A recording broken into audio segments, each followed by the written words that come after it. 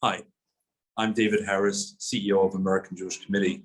A few days ago, an AJC delegation traveled to Santiago, Chile. It was in anticipation of the final round of the presidential election. And during our days in Chile, we had the opportunity to meet with the representatives of both major presidential candidates, as well as with the American and Israeli embassies, and of course with our longtime friends and partners in the Jewish community of Chile. The reason is not just because we visit Chile regularly, though we do and have for many, many years, but because this is a particularly high stakes election. And on December the 19th, Chilean voters went to the polls and chose between the two finalists, candidates described as representing extreme ends of the political spectrum, the extreme right and the extreme left. And by a vote of 56 to 44%, the candidate of the extreme left, Mr. Boric, won. And a couple months, he will be taking office to lead this important Latin American country. And this is the point that I want to stress. Chile is a very significant player.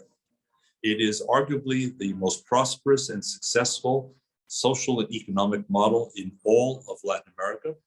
So what begins in Chile does not end in Chile.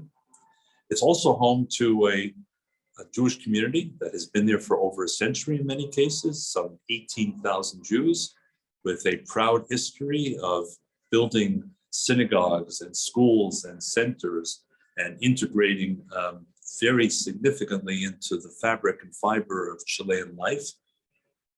Israel has an important bilateral relationship with Chile. And for the United States, our links to Chile are extremely important in a whole range of spheres. So the direction in which Mr. Boric takes the country will matter a great deal to all the above, to not just Chilean voters, of course, but to Chilean Jews, to the American and Israeli governments, and to other governments that will be watching what happens next. Mr. Boric is young, about 35 years old. He rose to stardom a couple of years ago during street riots in Chile to protest inequality. He campaigned very much from the left, as Mr. Cost, his opponent, campaigned from the right. And for us at the American Jewish Committee, what's particularly concerning now with respect to Mr. Boric is what he has said about Israel.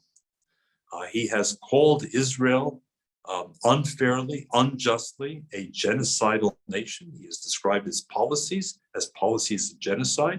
Nothing could be further from the truth, but he has said that more than once. And he has also called for the boycott, divestment, and sanctions to be applied to Chile's policy toward the state of Israel. Obviously and understandably, this has caused great unease among the Jews of Chile and among many friends of Israel in Chile and outside of Chile. But will Mr. Boric, who campaigned on slogans, will he translate those slogans into policy when he becomes president? Or will he learn that governing is quite different from campaigning and that the well-being of the Jewish community of Chile is important to the country as a whole, and that relations between Chile and Israel are not some gift to Israel, but are vitally important to Chile as well, including in such areas as water management, as Chile in the north suffers from arid zones and periodic droughts. And of course, from the perspective of the United States as well, there is very much at stake in the ultimate direction Mr. Boric takes. Will it be in the direction of social democracy, or will it be in the direction of socialist populism? Some have compared him to Mr. Maduro in Venezuela, and before him, Mr. Chavez in Venezuela, or to Mr. Ortega in Nicaragua, or to Mr. Corbyn in the UK, who was enthusiastic about Mr. Boric's victory on December the 19th. Another group that seems quite enthusiastic are many in the Palestinian community in Chile. It's little known, but Chile boasts perhaps the largest Palestinian population outside the Middle East. Most came about a century ago, overwhelmingly Christian, but now in the fourth and fifth generation, a segment of that community has become politically radicalized, in some cases openly supporting terrorist groups like Hamas. So there's lots of reason for concern. There's lots of reason to monitor the situation. For us at the American Jewish Committee, we've been traveling to Chile now for more than 3 decades. We have an association agreement with the Jewish community of Chile.